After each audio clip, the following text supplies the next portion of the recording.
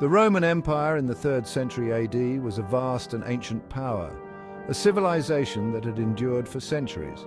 It stretched from the British Isles to the Middle East, encompassing a diverse range of cultures and peoples. It had stood for centuries as a beacon of civilization, with its grand cities, impressive architecture, and advanced engineering. Its legions were feared throughout the known world, known for their discipline, training, and formidable combat skills. The Germanic Goths, on the other hand, were a relatively new presence on the Roman frontier, emerging as a significant force. They were a group of Germanic tribes who had migrated from Scandinavia, seeking new lands and opportunities. They were fierce warriors who lived for raiding and conquest, driven by a desire for wealth and glory. The Goths had been pressing on the Roman frontier for decades, testing the strength and resolve of the Roman defenses. They were eager for land and plunder, often launching raids that left Roman territories devastated. The Romans had fought many battles against them, each side experiencing both victories and defeats. Sometimes they were victorious, sometimes they were defeated, but the conflict was relentless. In the mid-3rd century AD, a new Gothic leader emerged named Cniva, who would change the course of these conflicts. He was a skilled warrior and a cunning strategist, capable of uniting the often fractious Gothic tribes. He united the Gothic tribes under his banner, creating a formidable force that could challenge Roman power. He led them on a series of devastating raids into Roman territory, leaving a trail of destruction in their wake and altering the balance of power in the region. Cniva's raids came at a time when the Roman Empire was already in deep trouble, facing numerous internal and external challenges. This period is now known as the crisis of the 3rd century, a time marked by profound upheaval and transformation. It was a time of political instability, economic crisis, and military defeats, which shook the very foundations of the empire. The Roman emperors were often weak and short-lived, with many failing to establish lasting control. Many of them met violent ends, often at the hands of their own soldiers, leading to a cycle of chaos and power struggles. The Roman legions were overstretched and demoralized, struggling to maintain their morale and effectiveness. They were struggling to hold back the barbarian tide, which seemed relentless and unstoppable.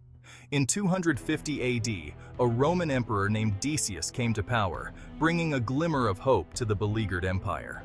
He was a capable ruler who was determined to restore order to the empire, and he took decisive action to address the threats. He saw the Gothic threat as a serious danger, one that could not be ignored or underestimated. He decided to deal with it personally, taking command of the army to face the invaders head-on. He assembled a large army and marched north to meet Cniva in battle, determined to protect his empire. The two armies met near the town of Abritus in modern-day Bulgaria, a location that would become historically significant. In 251 AD, a year that would be remembered for its pivotal battles and events. The Battle of Abritus was a closely fought engagement. Both sides fought with great ferocity. The Roman legions were well trained and well equipped. They were able to hold their own against the Gothic onslaught. However, the Goths fought with the fury of desperate men. They knew that if they lost this battle, they would be driven back into the wilderness. During the battle, Decius's son, Herennius Etruscus, was killed by an enemy arrow. This was a major blow to the Romans. It seems to have thrown them off balance. Seeing an opportunity, Cniva ordered his troops to launch an all-out attack. The Roman lines finally broke, and they were routed. Section 4, the aftermath of Abritus. The Battle of Abritus was a crushing defeat for the Roman Empire, a moment that would be remembered for its sheer devastation. It was one of the worst defeats in Roman military history, a catastrophic event that shook the very foundations of the empire. Not only was the emperor Decius killed in the battle, but the entire Roman army was destroyed, leaving a gaping hole in the empire's defenses. This left the empire wide open to further barbarian invasions, with its borders now vulnerable and exposed. The Goths, on the other hand, were elated by their victory, celebrating their triumph with great fervor. It cemented their reputation as a major power in Europe, a force to be reckoned with in the ancient world. In the aftermath of the battle, the Goths were free to rampage through the Balkans, looting and pillaging as they went, leaving a trail of destruction. They were eventually driven back, but the damage was done, and the scars of the battle remained. The Roman Empire was severely weakened by the Battle of Abritus. its strength and stability shattered. It never fully recovered from the political and military chaos of the 3rd century AD, a period marked by turmoil and decline.